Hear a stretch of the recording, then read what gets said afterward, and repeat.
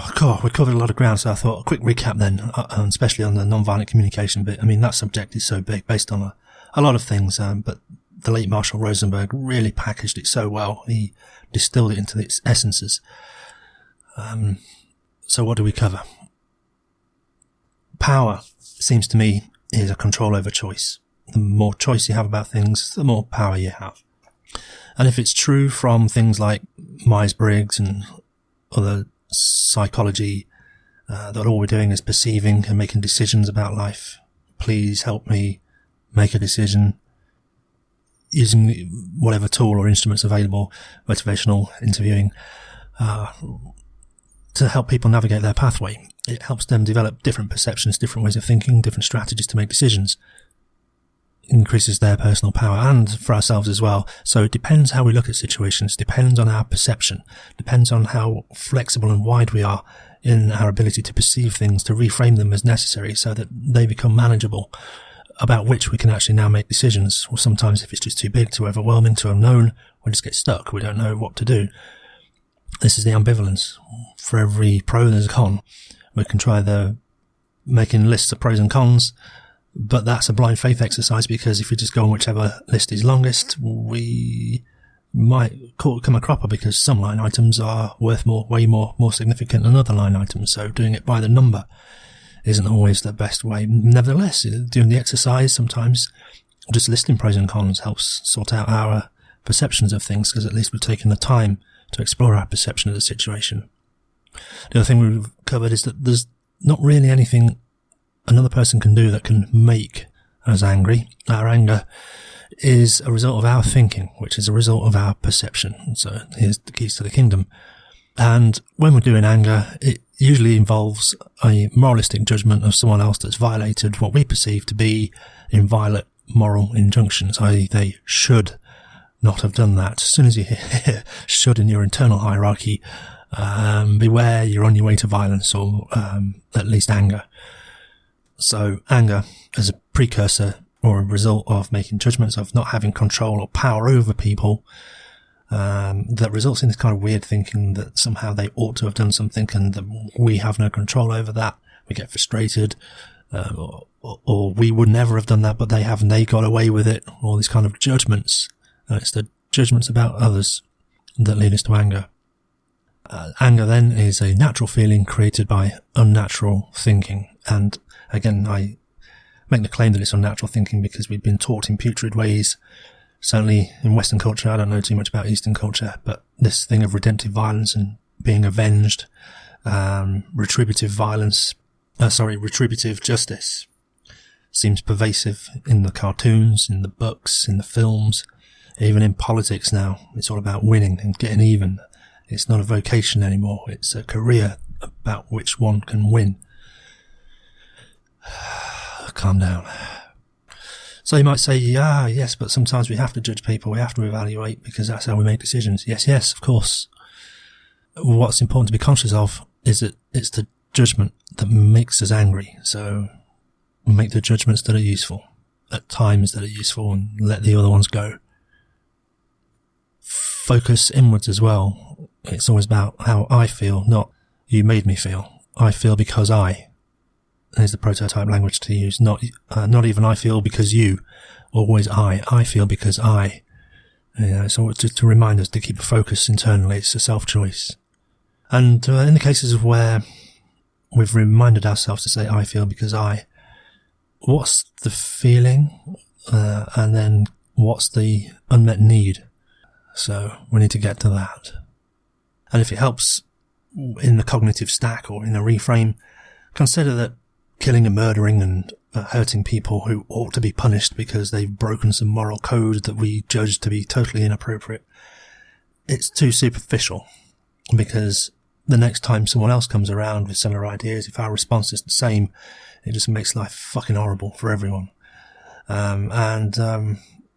We never get in touch with our needs. We never grow. We're always blaming other people, punishing other people, putting people in cages, telling people what they can and can't do. And, it gets me down. These bloody camps they've had around the world because people live on one side of an imaginary line. All this control of people in and out of commercial zones, tariffs. I mean, I understand the reasons why in economics, but these again are all superstructures of architecture, discrimination by design, and it's these discriminations and hierarchies that enable commerce to do what they do. They create value from difference. So there's a big question there, and likely it'll never really go away because it's just too entrenched. It's everywhere. It's so pervasive now. We just can't get away from it. So I suppose it's an individual question. How much do you want to change your life? And if everyone starts thinking in these ways I feel because maybe we can change it. And from there, it seems an appropriate reminder also to say that to keep our attention moment by moment connected to our needs. What's alive in us? What's going on? What are our needs at this moment? What's alive in us and others, rather than, what judgment can I pass on this person that puts me in a superior position just by denigrating them, showing them full of fools and poor people and ignorant and lonely twats that they are. I mean, that feels good for the second, but it helps no one. Dig down to the need for doing that. What's the need behind it? I mean, this is my own stuff, obviously I'm projecting, but you get the picture. It's an example for a question to be asked. Be vulnerable, pace with people, get into agreement with them, not necessarily about them, so that they can feel understood. And the key is, once they stop reciting your language with blame or with an inference of wrongdoing, when they can say it back cleanly, you've got the understanding. And then you can make a small request for you to be fully understood, to express your anger, or your emotional response, and then stating your need. So the best way we can get understanding from other people is to give other people our understanding too. We need to go first. We need to empathise first. It's a big cost, but it comes back in ways so unpredictable and so fantastic. It's amazing. So then if it helps, relabel anger, reframe it as a device used to tell you when you're about to go down a path that almost guarantees that you won't get your underlying needs met. Okay, so the prototype structure of all this summed up is observations, feelings, needs, and a request. So, in one sentence, it would go something a little bit like, when I see or hear, whatever, I feel, feeling, because I need or value, express need or value. Would you be willing to make request? And if that request is delivered in any way or any language that has a whiff or even the slightest hint of an imposition or a demand, you'll get immediate resistance on the way back. And remember, it's a request that we hope the other party will only do if it serves their needs and helps us get our needs met. So any kind of duty or obligation, coercion, guilt-tripping, blame or shame is not the way to make that request. Okay, so in this prototype as well, we also stated what our needs or values are. And so to get back to the listening bit, good listening actually listens out to values. And it's another thing I picked up when reading biographies as well. Always look for the explicit or inferred values of the subject of the biography. What do they believe in? What's important to them? Why have they said this 2 or 3 times now? It must be important. It must be something they value. And then you can try and work out their value hierarchy and see if you want to be more like this person, take on their values. Try it on. So during conversations, when people say things about what they value or what they like, they're hinting it's a value description.